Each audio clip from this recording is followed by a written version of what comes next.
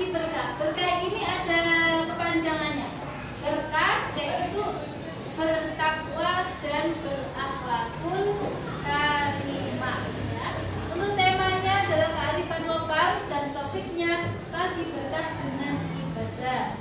Nanti proyeknya berupa pembiasaan ibadah pagi. Di sini adakah dari kalian yang sudah punya gambaran apa saja sih bentuk ibadah pagi itu? Kalian tahu? Sholat, ya, apalagi?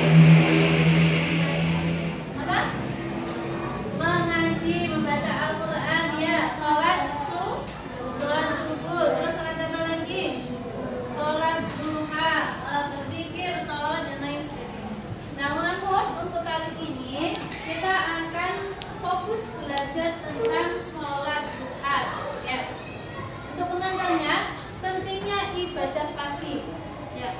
Kalau orang-orang Islam itu ibadahnya setiap hari Sabtu. Tapi kalau orang Islam ibadahnya itu setiap hari. Taman ngomongnya di orang Islam kabeh. Kalau orang non-Islam ibadahnya setiap hari Sabtu. Tapi kalau orang Islam ibadahnya itu setiap hari. Bahkan kita bangun tidur saja itu sudah disuruh untuk mengingat berupa sholat subuh. Kenapa sih sholat subuh itu cuma 2 rakaat atau enggak 4 rakaat aja? Kalian tahu?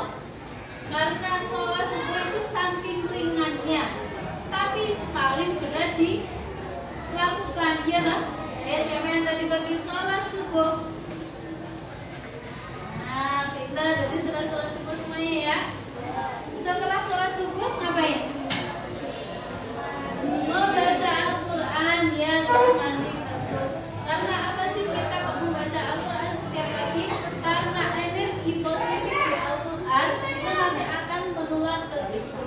Beda sama orang yang bangun pagi langsung lihat pagi. Ya tak? Untuk ibadah pagi memiliki peran yang penting dalam membangun kesadaran spiritual dan meningkatkan kualitas hidup. Manfaat ibadah pagi, ayo kita baca bersama-sama. Bismillahirrahmanirrahim. Meningkatkan kesadaran spiritual, membangun ketenangan dan kekebalan mental, meningkatkan produktivitas, membangun hubungan yang harmonis dengan Allah dan sesama. Ada yang pengen sukses nggak? Semuanya pengen sukses? Kamu kalau pengen sukses bangun pagi. Selamanya orang yang tidak disiplin tidak akan sukses. Kemudian pembiasaan ibadah pagi, ya. Seperti kita dimulai dari apa itu, Cak? Bangun pagi, sholat subuh,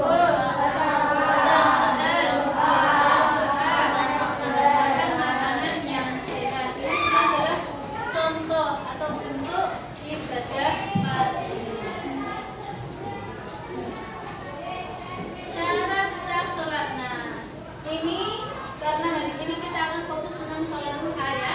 Seperti biasa kita lakukan setiap pagi. Yang pertama adalah suci dari hadas dan najis.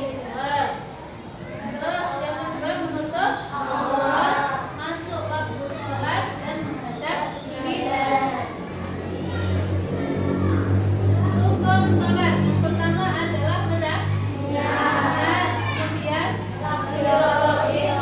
berdiri bagi yang mampu. Kalau sholat sunat, ya, kalau sholat sunat walaupun mampu berdiri itu boleh dengan duduk, tapi pahalanya cuma setengah. Tapi kalau sholat fardu selama bisa berdiri harus berdiri. Membaca Al-Fatihah, rukuk, i'tidal, sujud, duduk di antara dua sujud, tasyahud akhir, membaca sholawat dan salam dan sudah hafal ya rukun sholat yang sudah biasa kita hafalkan bersama-sama. Kemudian niat, ayo kita baca bersama-sama. Niat di dalam hati untuk melaksanakan sholat yang dituju. Zuhur dan lain-lain. Niat dilakukan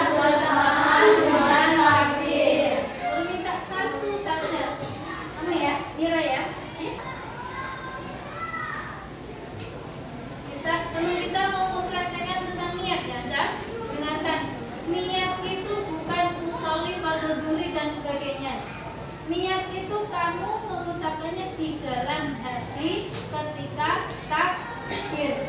Kalau misalkan kamu takbir Allahu Akbar tapi hatimu mengingat yang lainnya, maka sholatmu tidak sah.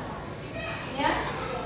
Jadi Allahu Akbar tapi di dalam hati mengatakan usolli. Silakan.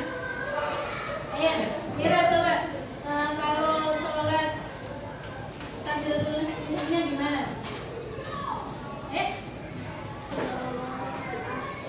Nah, seperti ini prakteknya ya, Cak.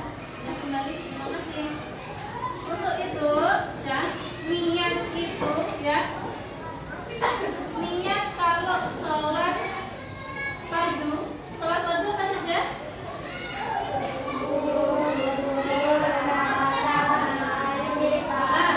Sholat fardu itu yang wajib cuma 3.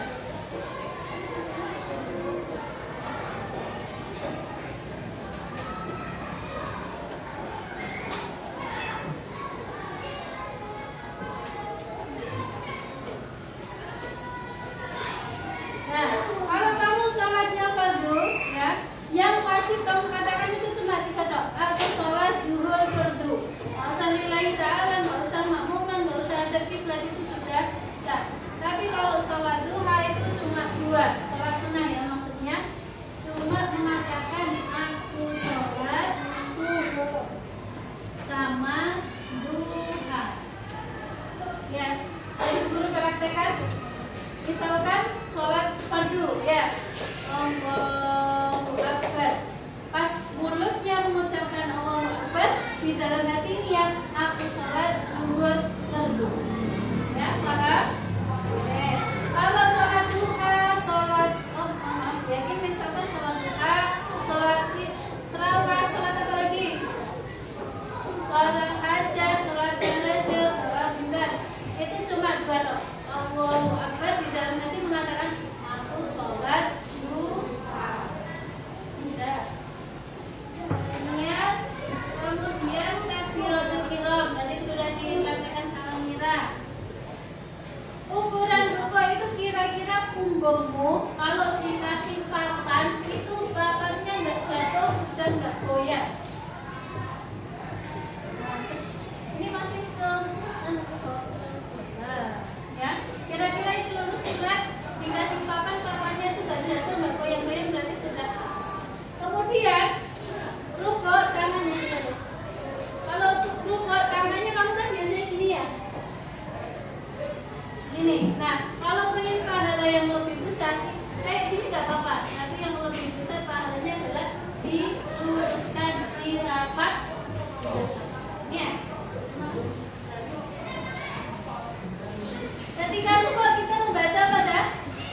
Subhana rabbiyal azim wa bihamdihi. Kenapa kok ayat dan tangan nggak boleh? Karena itu nanti menambah gerakan sholat. Padahal menambah gerakan itu tidak boleh, nanti malah membatal. Jadi gimana misalkan habis rukuk ya, sami Allahu liman hamidah, tangannya jauh. Ya, biasanya setiap laki-laki masih di ayat kayak gini ya, nggak boleh ya. Jadi sami Allahu liman hamidah, tangannya langsung nggak boleh ke. Kenapa nggak boleh gerak? Karena ditakutkan menambah gerakan. Menambah gerakan di dalam sholat itu membatalkan. Setelah kita belajar banyak, guru mau membagikan LKPD buat kalian. Silakan dicermati.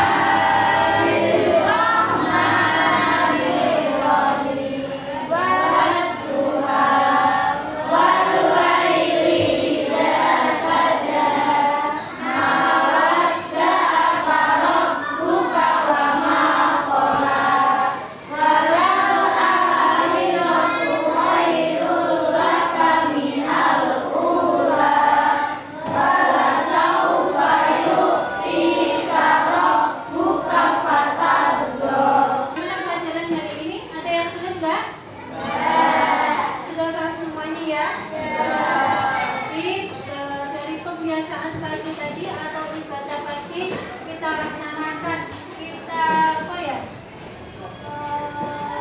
Istiqomahkan setiap pagi sampai akhir hayat nanti ya. Dan untuk tindak lanjutnya, guru insya Allah akan selalu mengawasi kalian, baik Bapak Ibu guru maupun orang tua kalian